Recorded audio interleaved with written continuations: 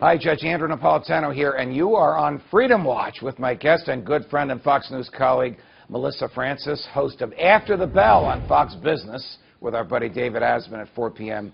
Eastern every day. Yeah. So I want to talk to you about President-elect Trump and what to some Republicans is picking and choosing winners and losers. Yeah. How do you justify, a person who believes in the free market as you do, the President of the United States picking a company like Carrier saying, I am going to redirect your investment and tell you what's better for you than what you think you should do for yourself to manage. Okay, so I have to say that this concept has sort of exploded my brain during this election. Because in the beginning, thank you. In the beginning, when he came out against China and all this trade policy, it really, kind of smacked me in the face as something that I didn't agree with at all. I'm very much a traditional Adam Smith free market economist. Right, but I heard you defending him. I know, because I've come around to the point of view that's this.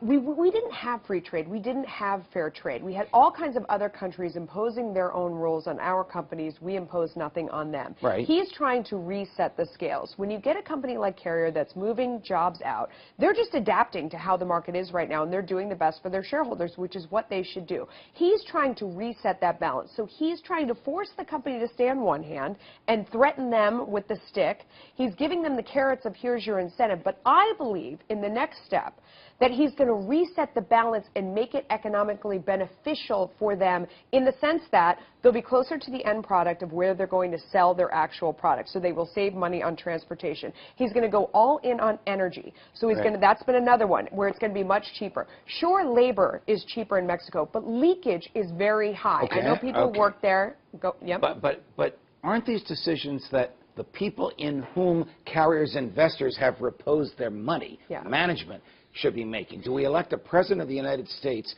to be telling management how to manage the money that's been invested with them? I don't think so. I don't like that portion of it, but he has to speed things up in order to get jobs back right now. He can do the other things. He can cut down on regulations so it's cheaper. He can cut down on tax policy to make it better for them. He can create more energy. He can create more transportation. He can do all those kind of things. People don't want to do business in Mexico. This part's very important. 8 out of 10 products, you have 2 of them that fall off the back of the truck that never make it here. Your CEOs, your executives are getting kidnapped. They're being threatened. There's all these costs to doing business in other countries that aren't good. He has to reset the scale. So they absorb that because the cost of labor here is so high and regulation is so high. You trust the President of the United States doing this because it's Donald Trump. Would you trust Barack Obama or somebody who is not an experienced business person or a professed lover of the free market? You're so smart. You're absolutely right. That is the difference, is that I do believe that he's a cheap SOB, as I've said on TV before. I think he probably agree with that. I think he'd like hearing me say that. Yes. I think he understands the cost of production. He understands where in the deal he needs to come through to make it economically efficient. He also knows that over time, if he doesn't make it worth their while economically and it doesn't make sense to shareholders, it's not sustainable and it shouldn't be. Okay, so in the case of Carrier, they were going to send 2,300 jobs to Mexico. They sent 1,300, but the troublesome one were the 1,000 blue-collar jobs in Indiana. So he calls up Carrier and says, I got a deal for you. Actually, Mike's got a deal for you, Mike being Mike Pence. A $7 million reduction in your taxes to keep these 1,000 jobs in Indiana. Didn't Mike just bribe them? Didn't he just blow a $7 million hole in the budget of his successor as governor? First of all, this is how every state works. You know that very well. When Connecticut tries to steal jobs and companies from New Jersey, from New York, this is how it works between states. Also, if you look very closely at that deal, there were benefits they had got not to move, and then they were going to move. Mike Pence was going to claw those back. So this is the normal way that you negotiate and do business. This is corporatism. But, I mean, any kind of negotiation like that is going to look like a bribe. I mean, any sort of deal, you're trading money for something else. I mean, that's the nature of business. Except that in this particular case, the governor is spending, Mike Pence, the vice president-elect, is spending money now that his successor, not yet in office, will have to recoup from where? From the taxpayers. No. He's allowing a company to keep more of its profits. Why are we confiscating money from people or business or anyone? I hate taxes of all types. We only tax the things we want to discourage. So if I'm Carrier in New Jersey and I want to keep more of my money, fewer of my money, my dollars going to taxes, I call up Chris Christie and I go, hey, give me some money and I won't leave. Is that the way the game is played? You bet your ass pass that it is. money comes from taxpayers. No, it doesn't. That money comes from Carrier. That's money that they're getting a rebate on their taxes that they would be paying the local government. The government wastes our money. They're awful with it.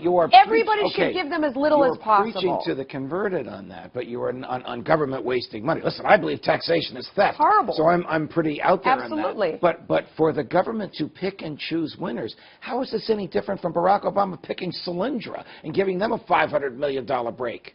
Well, which we all dumped on him for doing 7.5 years ago. You remember that one? Right, absolutely, and I agree with you on that one. I think in this case, it's different when Trump does it. No, it's that he's going to make the rest of the environment make economic sense. There was nothing about Solyndra that ever made any economic sense. No one was buying the cars in the end. In the end, people want the Carrier products.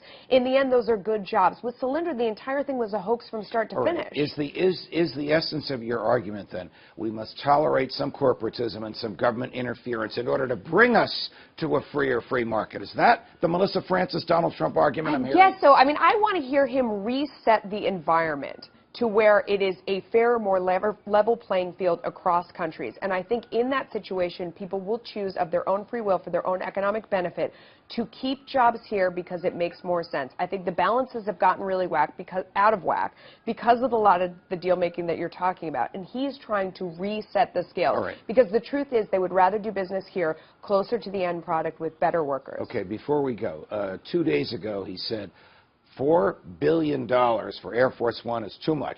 Yeah. Turns out it's $170 million for 2 of them. They are Air Force fighter jets that look like they're luxurious planes. Yeah. Should he cancel those orders and the government bear the extraordinary financial penalty they will pay for canceling an order on 2 planes that are halfway built? They will not cancel it. It's all theater. None of that has anything to do with anything. What he was saying is there is a new sheriff in town, and guess what? I read the bill. I'm going to read down to the bottom line. And these other things that these bureaucrats signed off on, because it wasn't their money, it was your money. I'm not doing that. Things are just not sliding through. All right. I'm reading the bill. I hope that the everyone. outcome of this is as optimistic and as articulate as you have painted it to be. I believe it is, because he's a cheap SOB. Don't forget that. Melissa, what a delight. Thanks for being here. Thank you. All the best, my dear friend. From New York, defending freedom whenever they let me, Judge Napolitano. See you next week, America.